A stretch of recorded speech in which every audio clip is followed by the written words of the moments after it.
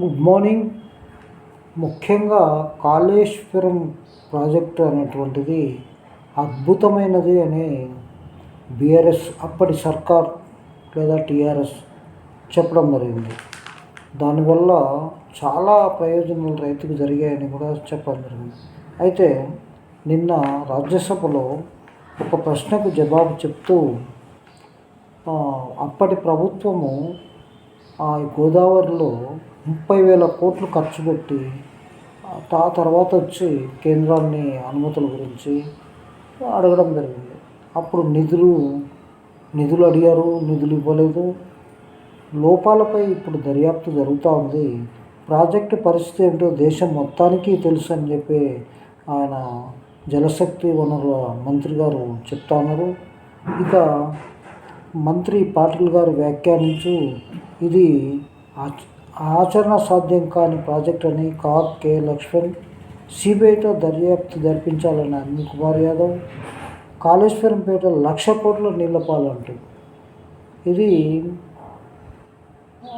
జగమెరిగిన సత్యంగానే కేంద్ర ప్రభుత్వము కేంద్ర మంత్రి గారు రాజ్యసభలో చెప్పడం జరిగింది. దీనికంత కారణాలను అన్వేషించినట్లయితే ఎవరు ఏం చెప్పినా వినని పరిస్థితుల్లో ఈ యొక్క జాతీయ హోదా కావాలని లేదా డిపిఆర్ను అప్రూవ్ చేయించుకోవాలని లేదా పర్యావరణ అనుమతులు తీసుకోవాలని ఇవన్నీ ఏం చేయకుండా ఈ రాజులాగా నియంతలాగా అప్పటి ప్రభుత్వం చేసిన దానివల్లనే ఈ పరిస్థితి దాపురించింది అనేటువంటిది. ఈ ప్రజాపాలన వచ్చిన తర్వాత ఒక్కొక్క అంశం అసెంబ్లీలో పెడుతూ ఈ యొక్క అప్పుడు జరిగిన తప్పిదనాలను పూర్తిగా వెలికి తీస్తూ ప్రతి దాని మీద కూడా చేస్తారు. ఫోన్ ట్యాపింగ్ కానీ అదేవిధంగా కాళేశ్వరం కానీ ఈ నిన్న మొన్న ఇంకొక కూడా రావడం జరిగింది. మైన్స్ గురించి కూడా వీళ్ళు వెలికి తీసి చాలా రకాలైనటువంటి ప్రాజెక్ట్స్ను ఈ ప్రభుత్వము వారి మీద చెప్పే ప్రయత్నం, అప్పుల పాలైందని రకరకాలుగా చెప్తాను. ఇది ప్రజలు నమ్మే పరిస్థితిలో ఉన్నారా లేరా అంటే ప్రజలకు విడమర్చి అసెంబ్లీ సాక్షిగా అసెంబ్లీలోనే ప్రతి ఒక్కరిని పాల్గొనే అవకాశాన్ని కల్పిస్తూ ఈ యొక్క గతంలో జరిగినటువంటి గోల్మాళ్ళు నిధులు అన్నీ కూడా అసెంబ్లీలో ప్రజలకు విడమర్చి చెప్తా ఉన్నారు. ఇక మనం లోపాల దర్యాప్తుకు జరుగుతుందని చెప్పి అసెంబ్లీలో తీర్మానం చేసి సిబిఐకి రెఫర్ చేశారు స్టేట్ గవర్నమెంటు. ఇప్పటి వరకు చర్య తీసుకోలేదు కేంద్రము.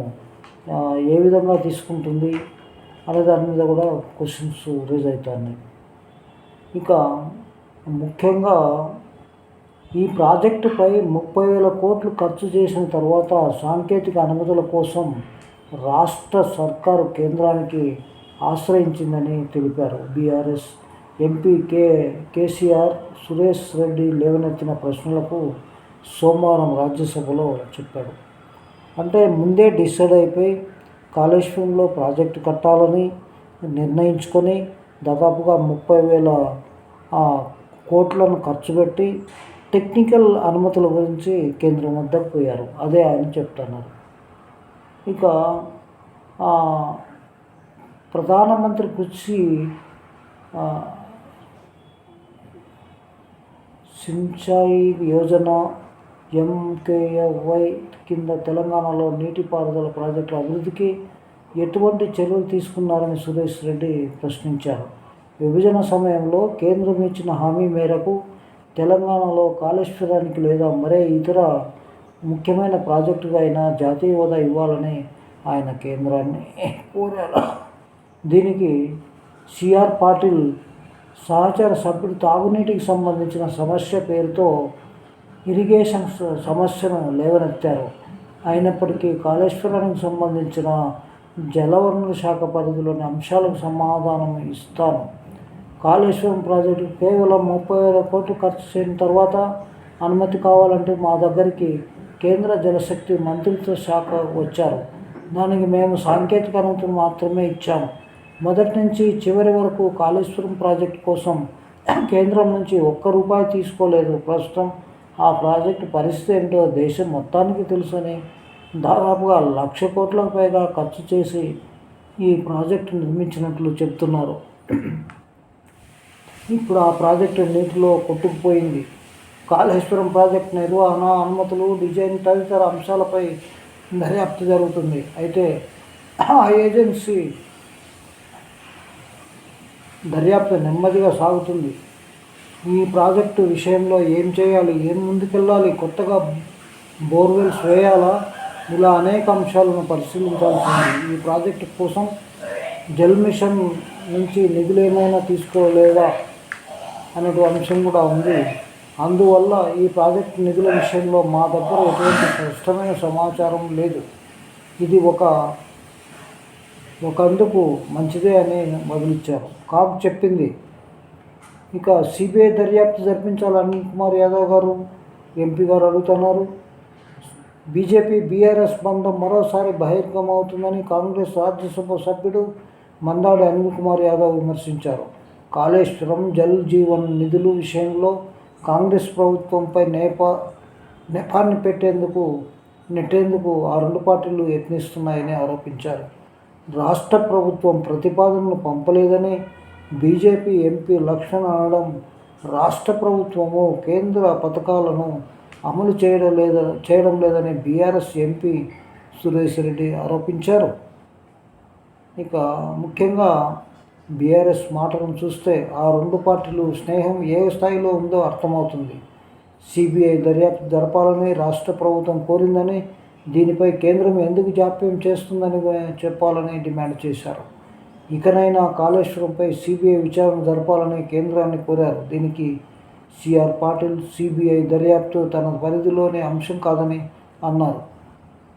ఇక ముఖ్యంగా ఇది గమనించుకుంటే ఈ నిరర్థకమైన ప్రాజెక్ట్ అని చెప్పి అందరూ కూడా దేశంలో ఉన్నటువంటి అందరికీ కూడా తెలుసు అని చెప్పి పాటిల్ గారు చెప్తా ఉన్నారు.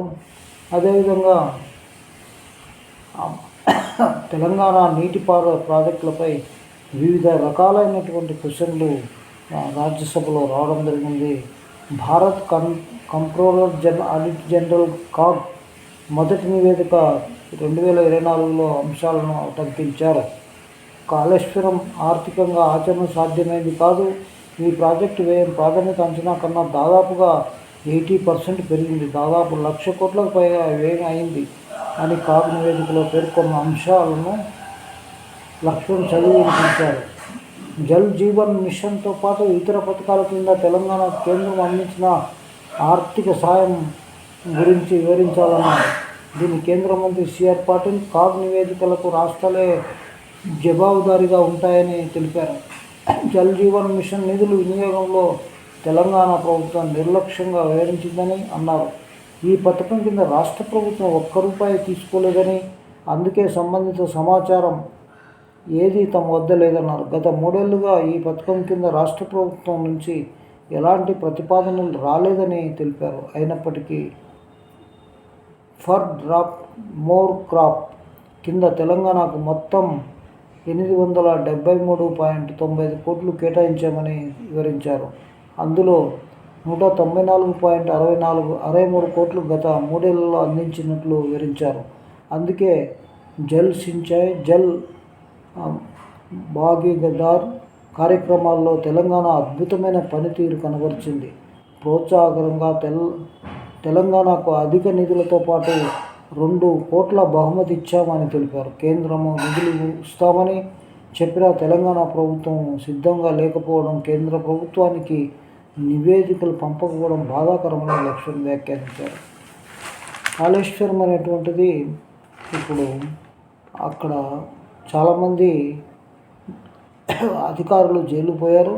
ఇప్పుడు రాజకీయ నాయకుల మీద చర్య తీసుకునే ప్రయత్నం చేస్తున్నారు. నమస్తే, థ్యాంక్ యూ వెరీ మచ్.